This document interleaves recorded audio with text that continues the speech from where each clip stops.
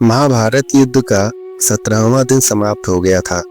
अर्जुन के हाथों कर्ण वीर गति को प्राप्त हो गया था। अहंकार के वशीभूत होकर युद्ध के उपरांत अर्जुन भगवान श्री कृष्ण से कहते हैं, केशव, बड़ा अभिमान था कर्ण को।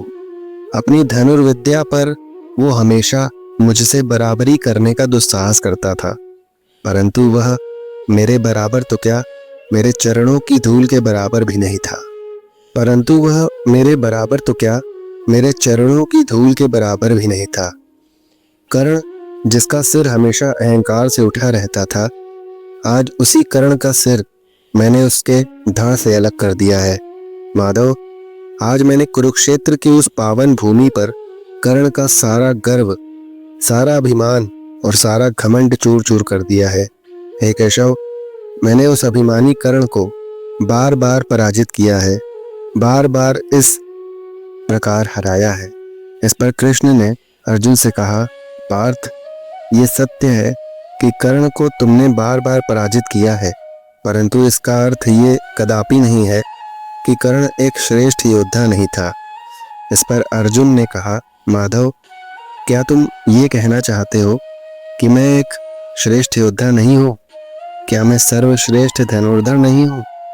कृष्ण ने कहा, पार्थ, पितामह भीष्म तुम्हारे बाणों के कारण ही निष्क्रिय हुए थे, तो क्या पितामह भीष्म से तुम श्रेष्ठ धनुर्धर हो गए? अर्जुन ने कहा, नहीं माधव, पितामह भीष्म से मैं श्रेष्ठ कभी नहीं हो सकता, परंतु कर्ण से मैं अवश्य ही श्रेष्ठ हूँ। युद्ध भूमि में तुम भी थे ना माधव? क्या तुमने नहीं देखा, जब भी कर्ण के रथ पर मैं बाण चलाता तो मेरे बाणों के हर प्रहार से कर्ण का रथ 10 कदम पीछे हट जाता था। वहीं जब कर्ण मेरे रथ पर बाण चलाता था तो उसके बाणों के प्रहार से मेरा रथ केवल 2 कदम पीछे हटता था। हे माधव, बाणों के प्रहारों की शक्ति में इतना अंतर क्या यह सिद्ध नहीं करता कि मैं ही सर्वश्रेष्ठ धनुर्धर हूँ? इस पर कृष्ण ने कहा, पार्थ, तुम मेरे सखा हो, मेरे मित्र हो, तुम तो मुझे पहचानते हो, जानते हो कि मैं त्रिलोकीनाथ हूँ। तो फिर तुम्हारे जिस रथ पर मैं तीनों लोकों का भार लेकर स्वयं बैठा था, क्या उस रथ को कोई अणु मात्र भी पीछे हटा सकता था? कर्ण जब अपने हर प्रहार पर तुम्हारे रथ को केवल 2 कदम और तुम कर्ण के रथ को 10 कदम पीछे हटा देते थे, तो तुम ही निर्णय लो पार्थ, किसके बाणों में अधिक शक्ति थी? भगवान कृष्ण की ये बातें सुनकर अर्जुन आश्चर्य में पड़ गए। भगवान ने आगे कहा, हे पार्थ, इतना ही नहीं, कर्ण का वध भी तुमने नहीं किया, बल्कि भार्गव परशुराम जी के श्राप ने किया था। कर्ण के वध के लिए तो तुम केवल एक माध्यम बन गए थे। अर्जुन ने आश्चर्य से पूछा, क्या भगवान परशुराम जी ने कर्ण को श्राप दिया था? कृष्ण ने जवाब देते हुए कहा, हे पार्थ, जब द्रोणाचार्य ने कर्ण को अस्त्र विद्या की शिक्षा देने से मना कर दिया तो कर्ण अस्त्र विद्या प्राप्त करने महेंद्र पर्वत पर भगवान परशुराम जी के पास पहुंचा। परंतु कर्ण के लिए समस्या ये थी कि भगवान परशुराम केवल ब्राह्मण कुमारों को ही शिक्षा देते थे। इसीलिए कर्ण ब्राह्मण कुमार का वेश बनाकर परशुराम जी की सेवा में उपस्थित हुआ। यह सुनकर अर्जुन ने कृष्ण से पूछा, अस्त्र विद्या के प्रलोभन में आकर कर्ण को इतना बड़ा झूठ क्यों बोलना पड़ा माधव? इस पर कृष्ण ने कहा, नहीं पार्थ, अस्त्र विद्या के प्रलोभन में आकर नहीं, बल्कि तुम्हारी दुश्मनी में उसने इस झूठ का सहारा लिया था।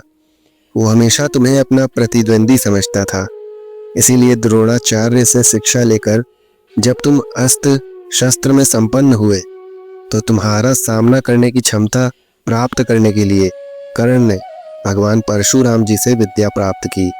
हे पार्थ, कर्ण ने गुरु की इतनी सेवा की कि परशुराम जी ने एक एक करके कर्ण को समस्त दिव्यास्त्रों की विद्या प्रदान की। एक दिन परशुराम जी कर्ण की गोद में सर रखकर सो रहे थे। उसी समय एक भयानक रक्त पिपासु कीड़ा कर्ण को काट लेता है। कीड़े के काटने से कर्ण को अत्यंत पीड़ा हो रही थी, परंतु ये सोचकर कि उसके हिलने मात्र से ही उसके गुरु के विश्राम में बाधा पड़ जाएगी, कर्ण सारी पीड़ा को चुपचाप सहता रहा।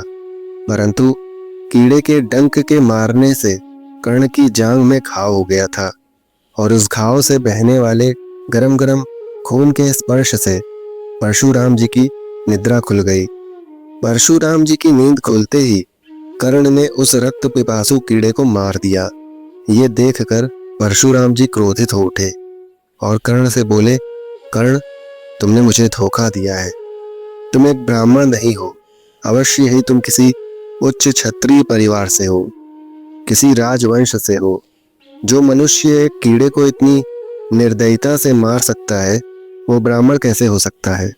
कर्ण, तुम ब्राह्मण नहीं, क्षत्रिय हो। क्षत्रिय? कर्ण विलाप करते हुए बोला, मुझे क्षमा कर दीजिए गुरुदेव, मैं एक सूत पुत्र हूँ। मेरी माता का नाम राधा है, इसीलिए लोग मुझे राधा पुत्र कर्ण कहते हैं। हे गुरु श्रेष्ठ, आपसे अस्त्र विद्या की शिक्षा ग्रहण करने के लोभ में मैंने झूठ का सहारा लिया था, क्योंकि आप ब्राह्मण कुमारों के अतिरिक्त किसी को भी अस्त्र विद्या की शिक्षा नहीं देते। मैं क्या करता गुरु श्रेष्ठ, मैं विवश था। परशुराम जी ने क्रोध में कहा, विद्या अपने गुरु से झूठ बोलने वालों के काम नहीं आती। कर्ण, अस्त्र विद्या के लोभ में तुमने मुझसे छल किया है, मुझे धोखा दिया है। इसलिए मैं तुम्हें श्राप देता हूँ कि जब तुम्हें मुझसे प्राप्त की हुई शिक्षा की सर्वाधिक आवश्यकता होगी, तब ये विद्या तुम्हारे किसी काम नहीं आएगी। तुम अस्त्रों को प्रकट करने के मंत्र भी भूल जाओगे।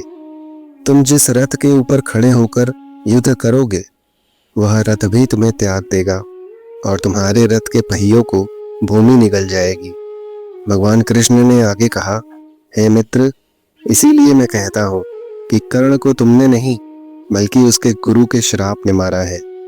और इससे भी बड़ा सत्य ये है कि यह युद्ध जो कर्ण के जीवन का सबसे महत्वपूर्ण युद्ध था, उसने ये युद्ध भी जानबूझकर हारा है। इस पर अर्जुन ने आश्चर्यचकित होकर कृष्ण से पूछा, ये युद्ध जानबूझकर हारा है? ये क्या कह रहे हो माधव? कृष्ण ने कहा, हाँ पार्थ, तुम नहीं जानते, जब कर्ण कौरवों के सेनापति बने तो मैं उससे मिलने उसके शिविर में गया। मैंने उसे अधर्म का साथ छोड़कर पांडवों की ओर से लड़ने के लिए कहा था, परंतु कर्ण ने कहा कि भले ही दुर्योधन अधर्मी हो, फिर भी वो मेरा मित्र है और दुर्योधन से मित्रता निभाना उसका प्रथम धर्म है। इसीलिए वो प्राण त्याग देगा, परंतु अपने मित्र दुर्योधन को धोखा नहीं देगा। और वही कर्ण ने किया भी। अधर्मी दुर्योधन से मित्रता भी निभाई और महाभारत के युद्ध में अपने प्राण त्याग कर धर्म की विजय का मार्ग भी प्रशस्त किया। हे मित्र, तुमने कभी कर्ण को समझा ही नहीं। तुमने कर्ण के अंतर में कभी झांक कर नहीं देखा। कर्ण एक महान आत्मा था। कर्ण जैसे योद्धा, कर्ण जैसे दानवीर युगों युगों में कभी जन्म लेते हैं। हे अर्जुन, अगर कभी तुम्हें कर्ण के जीवन के पूर्ण सत्य का पता चलेगा तो तुम स्वयं धरती पर सिर रख कर उसकी महान आत्मा को प्रणाम अवश्य करोगे। तो मित्रों, आपको ये वीडियो कैसी लगी हमें कमेंट में अवश्य बताएं। यदि ये वीडियो आपको पसंद आए तो इस वीडियो को लाइक करके अधिक से अधिक शेयर करें और यदि इस चैनल पर आप नए हो या पहली बार आए हो तो इसको सब्सक्राइब करना ना भूलें और बेल आइकन प्रेस कर लें। धन्यवाद मित्रों।